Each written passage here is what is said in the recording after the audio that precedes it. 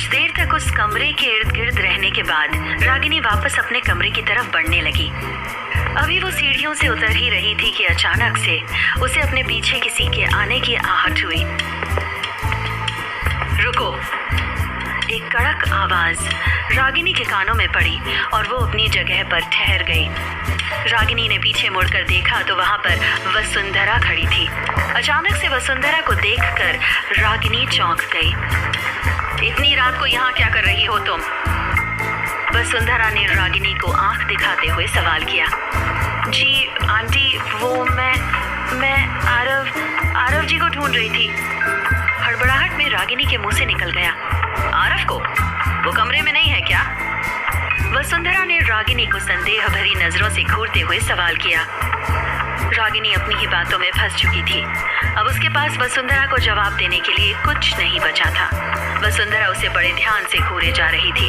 वो रागिनी के हाव भाव को नोटिस करते हुए ये समझने की कोशिश कर रही थी कि कहीं रागिनी उससे कुछ छिपा तो नहीं रही थी। घबराई हुई रागिनी वसुंधरा की ओर देखे जा रही थी। तुम वहां क्या कर रही हो? अभी रागिनी वसुंधरा को कोई जवाब देती उससे पहले ही वहां आरव पहुंच गया। इस दौरान आरव थोड़ी परेशान नजरों से कमरे की तरफ भी देखे जा रहा था जहां से अभी आवाज आ रही थी। जब उसने कमरे के दरवाजे पर ताला लटका देखा तब जाकर उसके चेहरे पर राहत दिखाई दी। ये तुम्हें ढूंढने निकली है? तुम कमरे में नहीं थे क्या? वसुंधरा ने आरव को भी संदेह भरी नजरों से देखते हुए सवाल किया। मैं पानी पीने के लिए गया था। आरव ने वसुंधरा की ओर देखते हुए एक लाइन में जवाब दिया और फिर तुरंत रागिनी को रूम में चलने का इशारा कर दिया। आरव की बात सुनकर वसुंधरा ने कुछ कहा तो नहीं, लेकिन अब रागिनी और आरव के ऊपर उसका संदेह गहराता जा रहा था। उसे शक हो रहा था कि आरव और रागिनी अभी भी एक कमरे में नहीं सोते हैं। आरव और रागिनी वहां से रूम की ओर बढ़ने लगे। वसुंधरा उन दोनों को तब तक देखती रही जब तक कि उन दोनों ने एक साथ रूम के भीतर जाकर दरवाजा बंद नहीं कर लिया। तुम वहां क्या कर रही थी? रूम का दरवाजा बंद करते ही आरव ने रागिनी की ओर बेहद गुस्से से भरी निगाहों से देखते हुए सवाल किया। जी वो वहां कमरे में से किसी के रोने की आवाज आ रही थी, इसलिए मैं। घर में तुम अकेली हो क्या? रागिनी अभी पूरी बात खत्म नहीं कर पाई थी उससे पहले ही आरव ने सवाल कर दिया। हाँ मतलब? रागिनी को आरव से इस तरह का जवाब सुनने की कोई उम्मीद नहीं थी। उसे तो ये लगा था कि आरव उसकी इस बात को ध्यान से सुनेगा।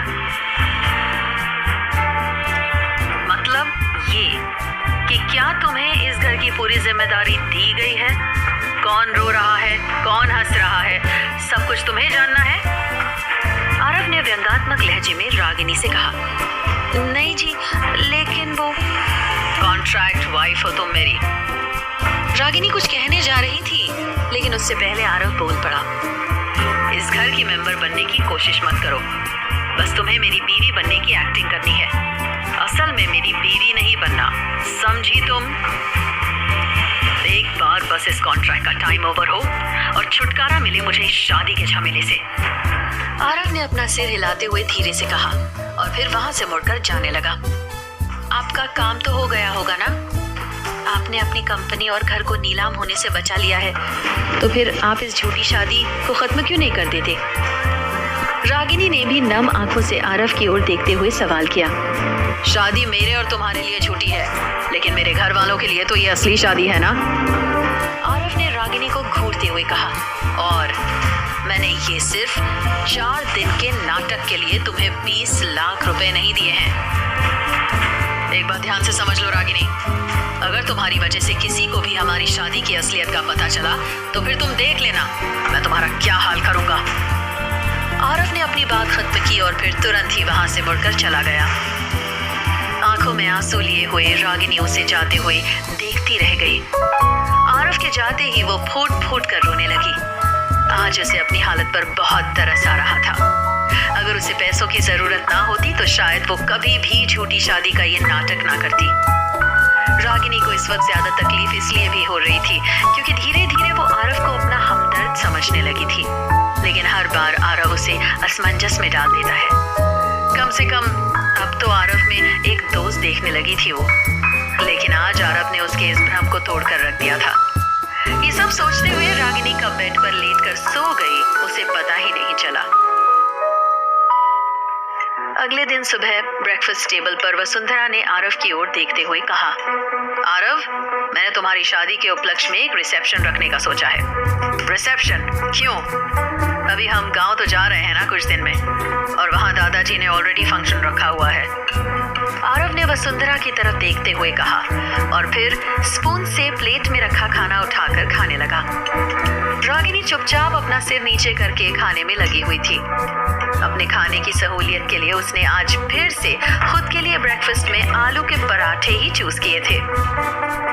हाँ, लेकिन मेरे पास मीडिया से लेकर हमारे फ्रेंड्स और रिश्तेदारों के कॉल्स आ रहे हैं, और वो सब सिर्फ और सिर्फ तुम्हारी शादी को लेकर ही सवाल कर रहे हैं। इसलिए मैं चाहती हूँ कि सबको इनवाइट करके तुम्हारी शादी को पब्लिकली अनाउंस कर दूं। वसुंधरा ने अपनी बात पूरी की। इस दौरान उसकी नजरें आरव के साथ ही साथ रागिनी के चेहरे पर भी टिकी हुई थी। असल में वो अपने इस डिसीजन पर रागिनी का रिएक्शन जानना चाहती थी, लेकिन इस वक्त रागिनी बिल्कुल चुप बैठी थी। आज वसुंधरा को इतने प्यार से बोलते देख आरव को भी ताज्जुब हो रहा था। उसे समझ में नहीं आ रहा था कि आखिर आज ये शादी को अनाउंस करने को लेकर इतना एक्साइटेड क्यों हो रही है। आरव वसुंधरा को अच्छे से जानता था। उसे इसके पीछे जरूर कोई ना कोई साजिश होने का संदेह होने लगा था। नहीं, अभी मैं ऐसा कोई फंक्शन नहीं करना चाहता। आरव ने दो टूक जवाब दिया और फिर डाइनिंग टेबल से उठकर जाने लगा। लेकिन तभी सारा ने आरव की तरफ देखते हुए कहा, भैया, रिसेप्शन पार्टी होने दो ना। मैं आपकी शादी नहीं देख सकी तो कम से कम आपका रिसेप्शन तो देख लूंगी। मैंने तो अपने फ्रेंड्स की लिस्ट भी बना ली है, सबको बुलाने वाली हूँ। प्लीज अनन्या दी, आप भी बोलो ना भैया से, मान जाएं। सारा ने व्हील चेयर पर बैठी अनन्या की ओर देखते हुए कहा। अनन्या ने भी सारा की बात से हामी भरते हुए अपना सिर हिला दिया। ठीक है, फिर रख लेते हैं। आरव ने सारा की ओर मुस्कुरा कर देखते हुए जवाब दिया और फिर तुरंत ही ऑफिस के लिए निकल गया। आरव का डिसीजन सुनकर सारा और अनन्या खुशी से उछल पड़ी। आरव के मान जाने के बाद वसुंधरा के चेहरे पर एक अजीब सी मुस्कान छा गई। वो रागिनी को बेहद अजीब सी नजरों से घूरने लगी। आखिर क्या है घर के उस कमरे का राज, और आरव की रिसेप्शन पार्टी के पीछे क्या है वसुंधरा की साजिश?